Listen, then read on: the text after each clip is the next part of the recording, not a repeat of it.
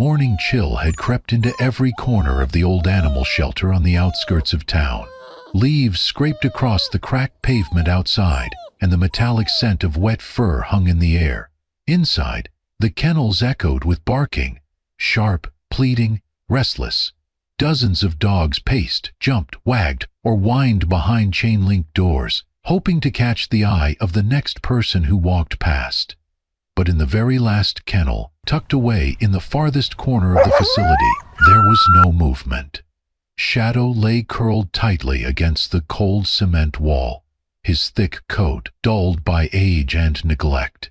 He was once majestic, an 8-year-old German shepherd with a proud posture and alert ears. Now, he didn't lift his head. His cloudy eyes stared at nothing. He had been blind for over a year, ever since the man who raised him passed away. When the family didn't come for him, he was dropped off here like a forgotten coat. Rachel stood just outside the staff office, holding a clipboard with shaking hands. She'd been volunteering at the shelter for 3 months, helping with morning feedings and cleaning stalls before her afternoon job at the veterinary clinic. She was used to hard decisions, but not like this. On the clipboard was a list, a quiet death sentence. It was updated every Monday, and today was no different. With space running low and adoption rates dipping, the shelter had resorted to the unthinkable. She read the first few names: old, aggressive, sick, unclaimed. One by one her pen hovered, then checked the small box beside each name. Then she saw it. Shadow, German shepherd, male, 8 blind, unadopted, 137 days in shelter. Rachel froze. She glanced down the hallway, toward the back corner. He hadn't made a sound all morning. He never did. Shadow didn't bark when people passed, didn't whimper at mealtime, didn't beg for attention. It was as if he'd already accepted that the world had moved on without him. Still, Rachel hesitated. She placed the clipboard on the desk and walked slowly down the hallway. The barking around her seemed to quiet as she neared his kennel. Or maybe it was just the way time slowed when something inside you knew a choice was about to matter.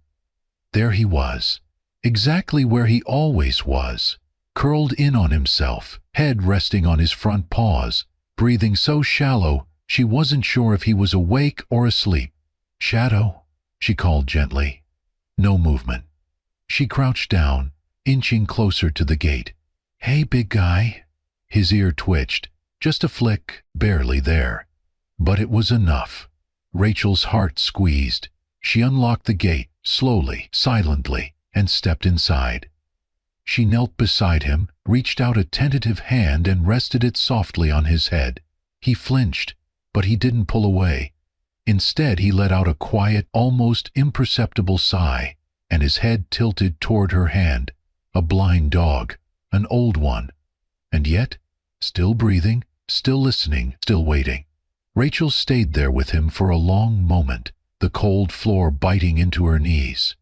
She didn't say anything else. She just sat, hand on fur, heart cracking open. She knew the schedule. The truck would come tomorrow. She had until the end of the day to change his fate. And in that moment, feeling his heartbeat under her palm, she knew she couldn't walk away. Not from this. Not from him. Not from a soul who still had something left to give. Rachel paced outside the shelter's back office, phone pressed tightly to her ear. Her voice trembled as she spoke, trying to steady herself between logic and instinct. "I know I'm not supposed to—" "Yes, I know the rules," she said, glancing down the corridor toward Shadow's kennel. "But this one? He's different." "He's out of time." On the other end of the line, her friend Sarah, a full-time shelter coordinator, sighed. "You already have Max," Sarah reminded gently. "You're in a 1-bedroom apartment, Rach. You work 2 jobs. Adding a blind dog with trauma isn't exactly a walk in the park." "I'm not asking to adopt him," Rachel said quickly. Just foster. 1 month. I'll cover all the costs. He needs out of here today or he won't have it tomorrow." A long pause followed. Then, "I'll push it through as emergency placement, but this is on you." Rachel didn't wait for more. "Thank you," she whispered, heart pounding. She hung up and walked straight back to Shadow's kennel. This time, she didn't pause at the gate. "Hey there," she said softly, unlocking it. "Looks like you're coming with me." Shadow didn't move. The transport crate sat just a few feet away, the back of Rachel's hatchback already open and ready. She laid out a thick blanket inside, spritzed a corner with lavender to calm him, and placed a trail of treats leading to the ramp. Shadow sniffed once but kept his chin down. Rachel lowered herself to the floor beside him, folding her legs beneath her. The concrete was cold, biting through her jeans, but she didn't care. "You don't know me yet," she murmured, "and I don't know you, but I think we're both a little broken." She reached into her coat pocket and pulled out a slice of roast chicken from her lunch. The scent filled the air. One ear flicked. "Come on, Shadow. Just this once. Trust me." Minutes passed. 10, 15, 20. Shelter staff passed by, whispering with raised eyebrows. Rachel ignored them. She kept her voice low, soothing. She told him about Max, her gentle old golden retriever. About the small apartment with the sunny window. About how he wouldn't be alone. Not anymore. Finally, Shadow shifted, just a paw. Then another. He stood. Slowly, stiffly. His head lowered, nose working through the air toward her voice. Rachel held her breath. Shadow took one step forward. Then another. He stopped just inches from her. His muzzle brushed her knee. He hesitated, then touched her hand, softly, like a question. Rachel felt tears blur her vision. "There you are," she whispered. She let him sniff her hand, then gently, gently cupped it under his chin. "You're safe now." With infinite care, she rose to her feet and guided him toward the ramp. He stumbled once but didn't retreat. With a trembling breath, he climbed into the crate, curled into the blanket, and exhaled. Rachel closed the trunk door with shaking fingers. She looked back toward the shelter. Tomorrow, he would have been gone. Today, he had a chance. And for the first time in a long time, so did she. The first few days in Rachel's small apartment were quiet, uncertain. Shadow barely moved from the blanket Rachel laid out for him in the corner of the living room. He didn't eat the food she offered. He didn't respond to Toby, her mellow old golden retriever, who sniffed him politely before settling nearby like a gentle guardian. Shadow flinched at every unfamiliar sound, the hum of the fridge, the creak of floorboards, the distant bark of another dog outside the window. He didn't bark back. He didn't make a sound. He just lay there, curled into himself, waiting. Rachel kept her voice soft and steady. She spoke to him constantly. Not in commands, but in stories. About her day, about Toby's antics as a puppy, about the fear she sometimes felt trying to balance work, bills, and grief she still carried for her dad who'd passed the year before. Shadow didn't answer, but she knew he was listening. On the third day, Rachel introduced a small silver bell. She tied it to her shoelace, letting it jingle with every step. Another bell hung by the food bowl, and she sprayed a hint of peppermint oil along the hallway, leading from his bed to the door. She created a map, not with sight, but with sound and scent. Toby helped too. Without being asked, he began to walk ahead of Shadow on their short trips outside, his nails tapping softly on the floor as if saying, "This way." When Shadow hesitated, Toby would circle back and nudge his shoulder gently. By the end of the first week, Shadow had begun to eat. He still didn't wag his tail. Until the 10th day, when Rachel came home from work and called out, "Hey, boys, I'm home!" From the corner, there was a soft thump against the floor. Shadow's tail. Rachel dropped to her knees and cried. Every small victory felt enormous. Shadow learned to find his water bowl by following the peppermint trail. He began sleeping near Toby's bed instead of alone. He still bumped into furniture, but now he stopped to sniff and memorize the layout. Then one night, Rachel sat on the couch with her head in her hands, overwhelmed. A rough day at work, bills piling up, and a creeping fear that she might not be doing enough for him. The tears came silently. She didn't hear him approach. But suddenly, there he was. Shadow pressed his head against her leg, uncertain but steady. His breath was warm. His presence was solid. Rachel reached down, her fingers sinking into his thick fur. She smiled through the tears. "Thank you," she whispered. "You're trying, aren't you?" Shadow didn't move. He just stayed, letting her lean on him. Weeks passed, and Shadow's progress continued in quiet, meaningful ways.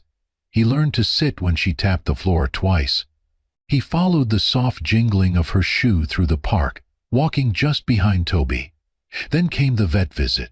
Rachel loaded both dogs into the car and drove across town, her heart tight with a mix of hope and dread. She'd known going in that Shadow's eyes were beyond repair, but still a part of her had held on. The exam was gentle, the vet kind.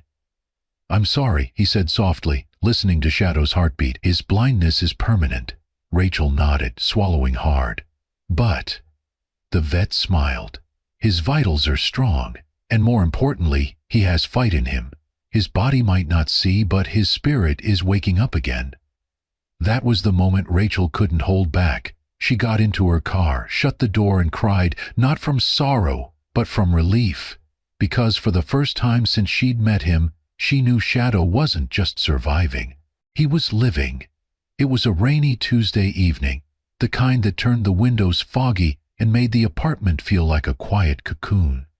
Rachel had just finished folding laundry and was carrying the basket down the stairs when her foot slipped on the last step. The fall was fast, sudden, brutal. Her back hit the floor with a sickening thud. The laundry basket flew, scattering clothes. Her phone, tucked in her hoodie pocket, slid across the hardwood and disappeared under the couch. Her head struck the edge of the step. Then, nothing. She lay there in a crumpled heap, unmoving, unconscious. Downstairs, Shadow was curled near Toby's bed, dozing lightly. The rain pattered against the windows, and the soft tick of the kitchen clock was the only sound, until the sudden, sharp thud from upstairs. His head shot up. Toby stirred beside him, ears pricked. Shadow stood. He couldn't see, but he didn't need to. He knew that sound didn't belong. Something was wrong. He whined low in his throat, then took a cautious step toward the stairs. Rachel had taught him the apartment's layout, step by step. He knew the smell of the stairwell, the curve of the first railing. He climbed slowly but purposefully, nose to the ground, following the faintest trail of her scent.